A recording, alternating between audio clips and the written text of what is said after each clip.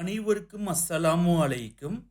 என்ஆர்ஐயாக இருந்து கொண்டு வெளிநாட்டிலிருந்து பெறக்கூடிய இன்கம்க்கு இந்தியாவில் டேக்ஸ் கட்ட வேண்டியதில்லை. அப்போ என்ஆர்ஐயாக இருக்கக்கூடிய நீங்கள் இந்தியாவிலிருந்து பெறக்கூடிய இன்கமுக்கு யாரெல்லாம் இன்கம் டேக்ஸ் ஃபைல் செய்யணும், உங்களுடைய கேபிட்டல் கெயின் லாஸஸை எப்படி கேரி ஃபார்வர்ட் செய்வது, உங்களிடமிருந்து பெறப்பட்ட டிடிஎஸ் அமௌண்ட்டை எப்படி ரீஃபண்டாக பெறுவது, இப்படி நீங்கள் இன்கம் டேக்ஸ் ஃபைல் பண்ணுறதுனால கிடைக்கக்கூடிய நன்மைகள் என்னென்ன இந்த வீடியோவில் டீட்டெயிலாக பார்ப்போம்.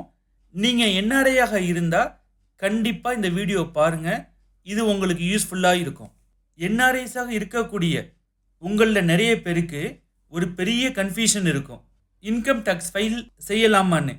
நீங்கள் வெளிநாட்டிலிருந்து பெறக்கூடிய இன்கமுக்கு இந்தியாவில் டேக்ஸ் கட்ட வேண்டியதில்லை.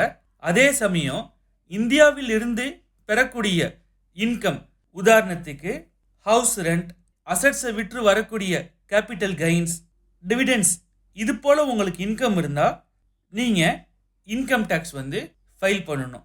யாரெல்லாம் இன்கம் டேக்ஸ் ஃபைல் பண்ணணும் அப்படின்னு பார்ப்போம். இன்கம் டேக்ஸ் ஃபைல் பண்ணுறதா இருந்தால் நீங்கள் ஓல்டு ரிஜிமை செலக்ட் பண்ணி ஃபைல் பண்ணுறதாக இருந்தால் உங்களுடைய ஆனுவல் இன்கம் 2.5 லட்சத்துக்கு மேலே இருந்தால் இன்கம் டேக்ஸ் ஃபைல் பண்ணணும். நீங்கள் நியூ ரிஜிமை செலக்ட் பண்ணி இன்கம் டேக்ஸை ஃபைல் பண்ணிங்கன்னாக்க ஆனுவல் இன்கம் 4 லேக்ஸுக்கு மேலே இருந்தால் நீங்கள் கண்டிப்பாக இன்கம் டேக்ஸ் ஃபைல் பண்ணணும்.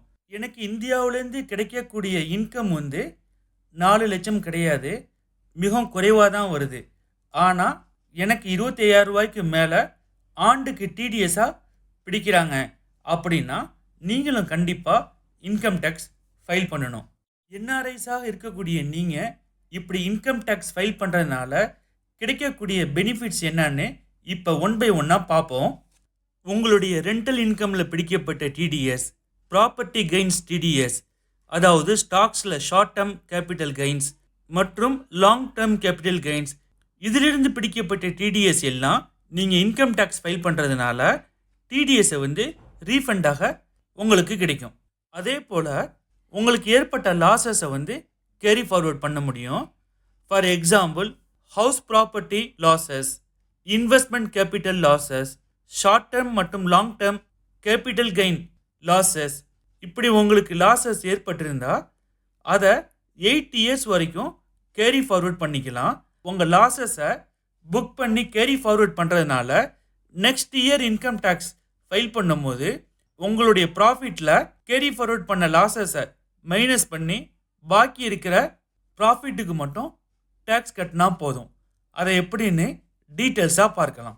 Financial year 2024-2025 short term capital loss 3 lakhs ஏற்படுது. இதை ஃபினான்ஷியல் இயர் 2025-26 அதாவது அடுத்த வருஷம் 4 lakhs கேபிட்டல் கெயின் ப்ராஃபிட் உங்களுக்கு கிடைக்கிது.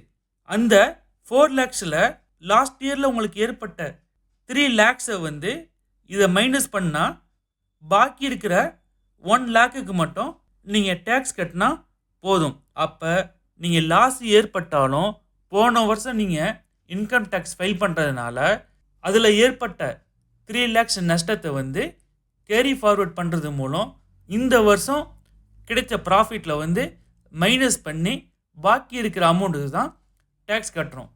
அதனால் என்ஆர்ஐஸாக இருக்கக்கூடிய நீங்கள் ஒவ்வொரு வருடமும் இன்கம் டேக்ஸை ஃபைல் பண்ணுங்கள். இன்கம் டேக்ஸை ஃபைல் பண்ணும்போது என்ஆர்ஐஸாக இருக்கக்கூடிய நீங்கள் ஃபார்ம் ஐடிஆர் 2 செலக்ட் பண்ணி இன்கம் டேக்ஸை ஃபைல் பண்ணணும். இதுவரையும் கேட்டது உங்களுக்கு யூஸ்ஃபுல்லாக இருக்கும்.